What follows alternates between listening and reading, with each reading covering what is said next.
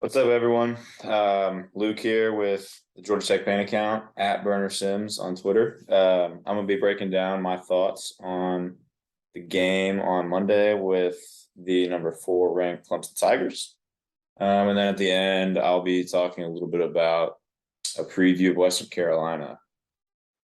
Oh goodness, where do I start? I have a lot of mixed emotions about this game. But I think the one thing I want to say starting off is that I think that Georgia Tech team showed us a lot that we should be excited about.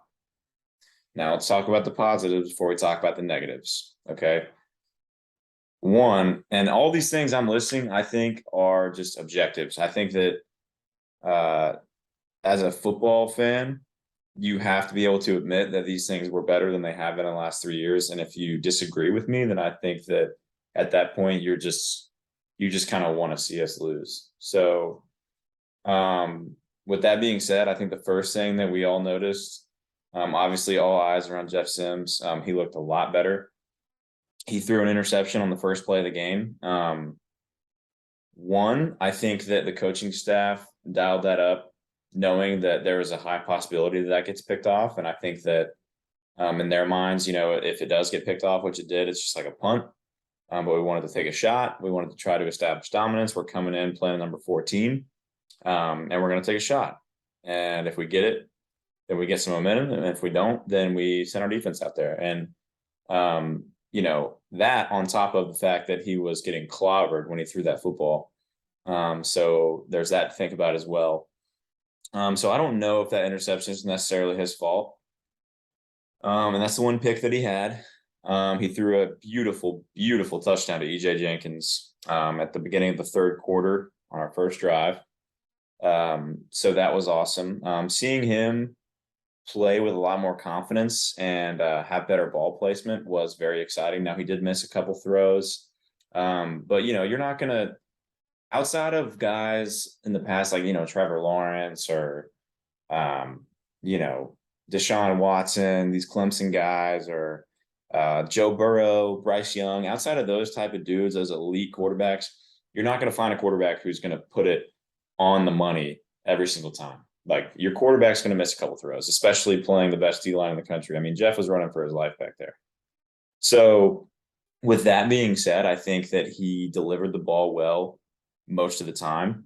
There was a couple throws, there was a couple errant throws, and there was a couple bad decisions that could have been interceptions that weren't. But football's not a game of ifs. Football is a game of certainties. So we can't really sit here and speculate about that. So I think Sims, with playing against the best D line in the country with a very inexperienced O line, going 23 for 36, throwing for 164 and a touchdown, and having a QB rating pretty much doubled that of DJU, is a good sign.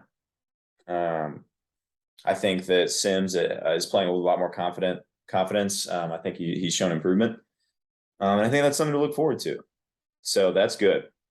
Another good thing, the defense, now, is this Clemson offense not very good? Yes, they're not very good. But with that being said, they're still Clemson. They still got better athletes than we do, and that's just a matter of fact. They have better coaches than we do. That's just a matter of fact. And the fact that our defense hung in there with this offense, even in the positions that we were putting them in, for the first 3 quarters was awesome. So that was definitely a positive for me. And then the last positive that I really wanted to hit on was the offensive play calling.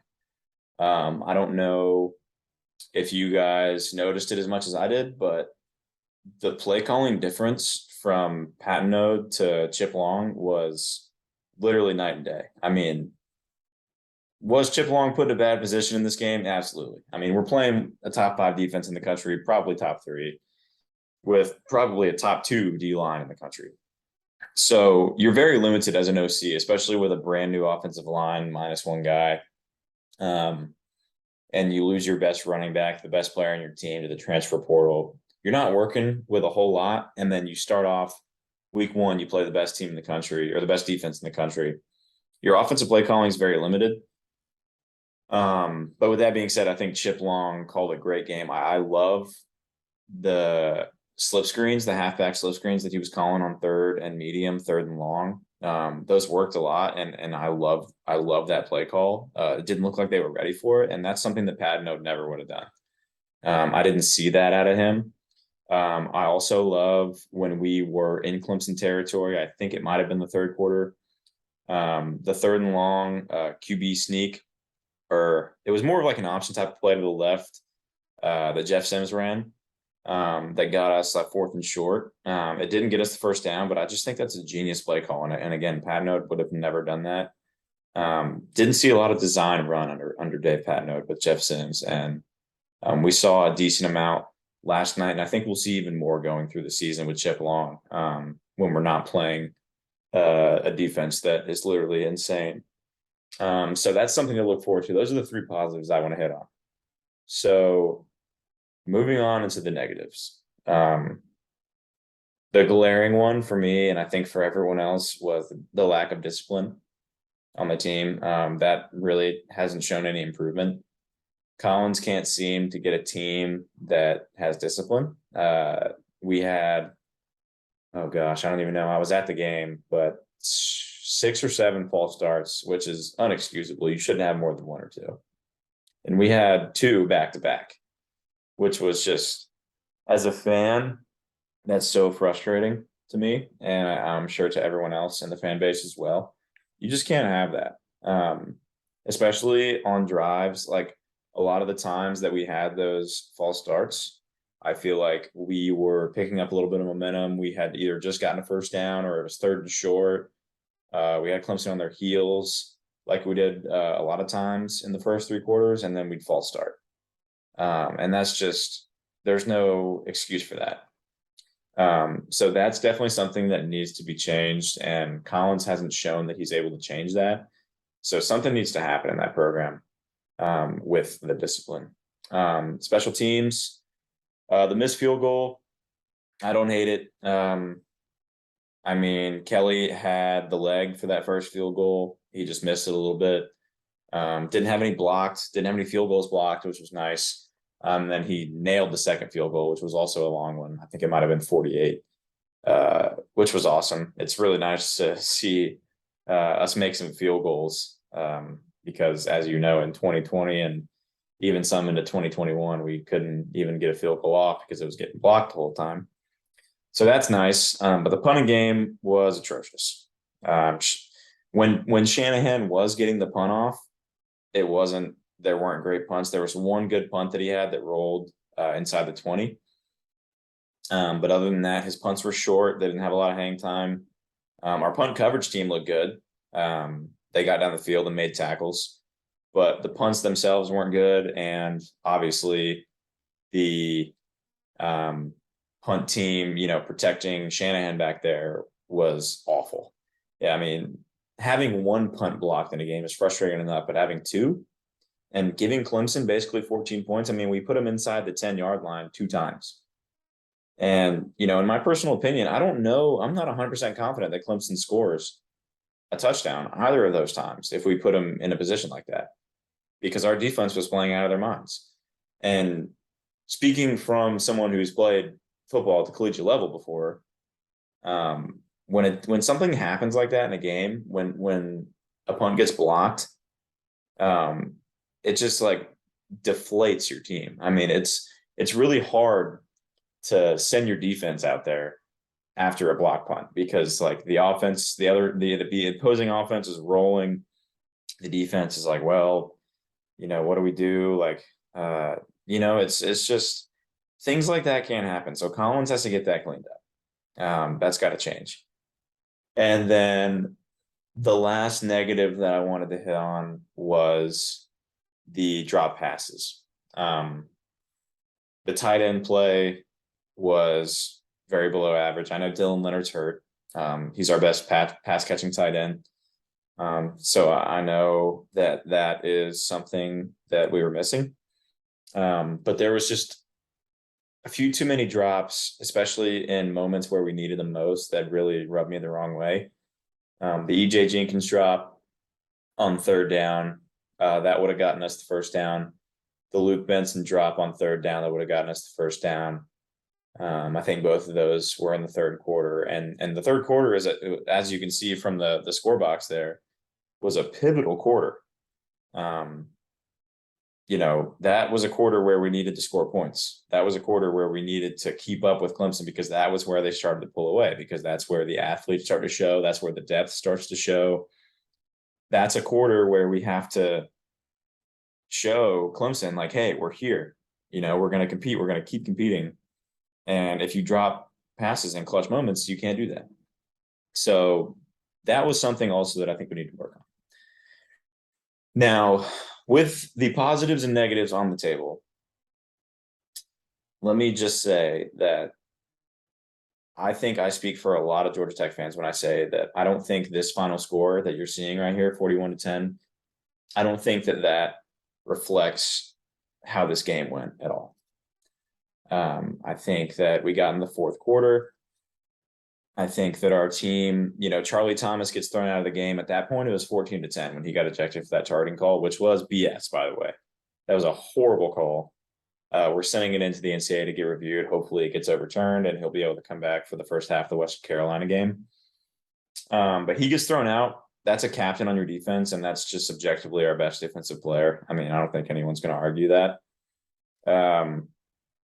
And, that just kind of takes the life out of the team. And then at that point, Clemson started hitting their stride a little bit. The depth started showing. Our defense was getting tired because our offense was sputtering. And there's not much you can do at that point. The defense is tired. Clemson offense is starting to poke holes in our defense. The crowd wasn't behind them as much. And then, boom, you get 17 points scored on us in the fourth quarter, and we don't score any. So we waved the white flag at the end, which I don't love, but it happens when you play a team like this. Just, like I said, with depth and things like that. So I don't think this final score is indicative at all of what we saw through the first three quarters. Now, is football a four-quarter game? Absolutely. And there's no excuse that we shouldn't have been in that game the whole time. But, coming into this game, nobody, on Twitter, on Instagram, on ESPN, the ESPN analysts, on any pick'ems, anything, no one gave us a chance at all. People were saying that Clemson was going to be covering the spread by the end of the first quarter. People were saying that there was going to be a running clock by the third quarter. People were saying that we were going to lose by 70. And, we're sitting at halftime. It's 14-3. We come out third quarter. We force a 3 and out, and then we score. It's 14-10. We had ourselves a game, and we punched Clemson in the mouth, and we hung with the big dogs. And I think that that's an improvement from what we've seen from this team.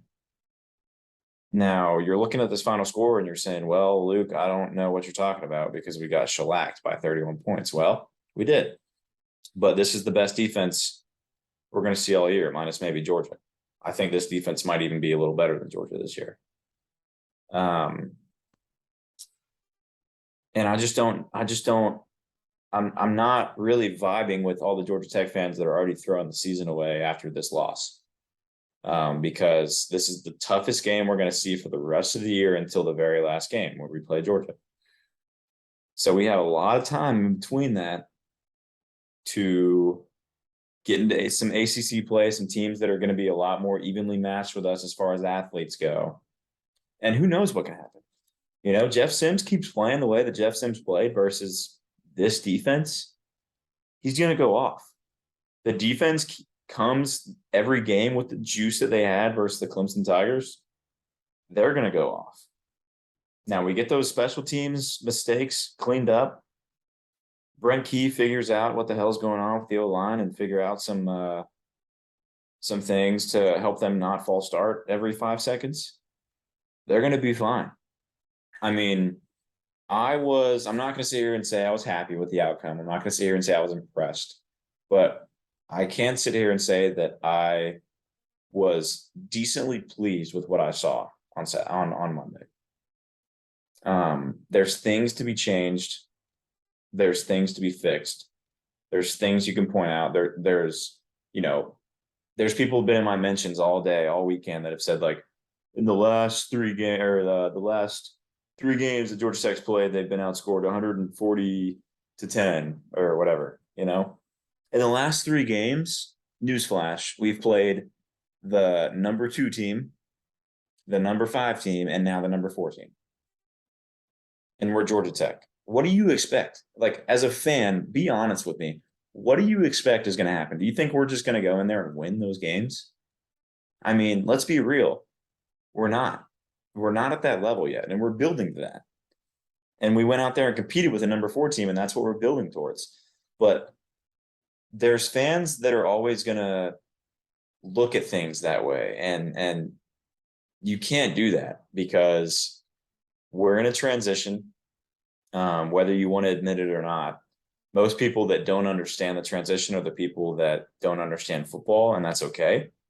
But I think that you're finally seeing here in year 4, and it is week 1, so I don't want to get too ahead of myself. But I think that you're finally seeing Collins got some decent coaches in the program. Now, should he have brought all those people over from Temple the first 3 years? No, they weren't ready. But that's a whole nother conversation. We're in year 4. I don't want to talk about the past. The past is the past. He's got good coaches in the program now, and I'm interested to see how they do. But I think with that being said, I think that the program needs to put Clemson to bed. I hope they do. And I think that if we really want to take a step forward as a program, I think we need to go out there on Saturday, and I think we need to beat Western Carolina by at least 25 points, hopefully more. They're coming into our house. It's our home opener, technically. I think you got to show that team who we are. It's year 4. Collins has struggled with lower tier opponents in his tenure at Georgia Tech. I think you got to go into that game and you have to dominate. Not only do you have to prove to yourself that you're ready for conference play and you're ready to compete with other ACC teams, but I think you have to prove to the fan base that, hey, we've been putting in work, we're improved, we're ready to go. So I think it's going to be interesting to see how they come out on Saturday, on a short week, with the fan base being as divided as it is. I mean, this is the most polarized I've ever seen the Georgia Tech football fan base in my 22 years of being alive. So it's just going to be really interesting to see how we progress through the rest of the season after this game that we played on Monday. But I will say, with that being said, I think internally, I think the team is proud of the way they hung with Clemson, but they're not satisfied because I think that they know as much as we know that there was a chance that they could have won that game in the third quarter. I mean, if you have a chance to win a game in the third quarter, then you have a chance to win the game. You know what I mean? So that's just kind of my thoughts on that. But really moving forward to Western Carolina, don't have much to say there. I don't know a whole lot about them. But one thing I do know is that this Georgia Tech team has better athletes. They're more talented. They have better coaches. We're going to be at home. And this is a game that we should win by more than 20 points. My score prediction, I think, for this game is I'm going to say 38-10 Jackets on top. I think we win by 28 points. That's not exactly a dominant like shellacking performance. But I think that that's a performance that we can hang our hat on and say, hey, we went in there, we took care of business. Got Zach Gibson some reps towards the end of the game. Got some O-line guys in there rotated. And then we're ready to come back on Saturday and play Ole Miss, who's a team that struggled against Troy. And we're going to see how they do on Saturday.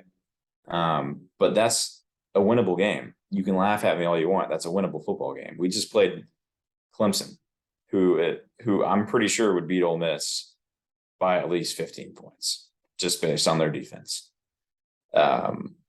So, and I don't want to get too much into the schedule. I'll be talking about this every week, about the game we got coming up, and I'll be also talking about my post-game thoughts of the previous game. But listen, Georgia Tech fans, what I want to leave you with, I wouldn't be upset about this result. Does it hurt that we got murdered on national television? Absolutely. But people who sat down and watched that game, I've had people reach out to me that say, hey, man, Jeff Sims looked a lot better. Hey, man, that defense was impressive. Hey, man, you guys competed with the number 4 team in the country on national TV. You have my respect now. I mean, people actually came up and said that to me. I'm the only Georgia Tech fan that any one of my friends knows, and I'm sure everyone that's listening to this is probably the same. And I had people say that to me. So I mean, like, this team seems like it's turning the corner. Now, am I gonna hang my hat on that right now? No, because there's a lot of football left. It's week 1. We could have just had juice because we were playing in Mercedes. Who knows? But I'm really interested to see what this team does in the coming weeks. But I'm not throwing the season away like some fans are. I'm ready to see what this team can do. I'm happy with the offensive play calling. The defense looked better. Jeff Sims looked better. And if the O-line improves and we get special teams right and we get some discipline things in there, I think this team goes bowling. So that's just my thoughts on it. But thank you guys just for all the interactions on Twitter. Love talking with you guys. Love talking Georgia Tech football. If you ever want to talk anything Georgia Tech football or Georgia Tech sports related at all, my DMs are open. I've got my main account linked in my bio on Georgia Tech main account, so you can always hit me up there too. So appreciate you guys, and we will be seeing you after Western Carolina, hopefully after a big dub. So everyone enjoy the rest of your week and go Jackets. To hell with Georgia.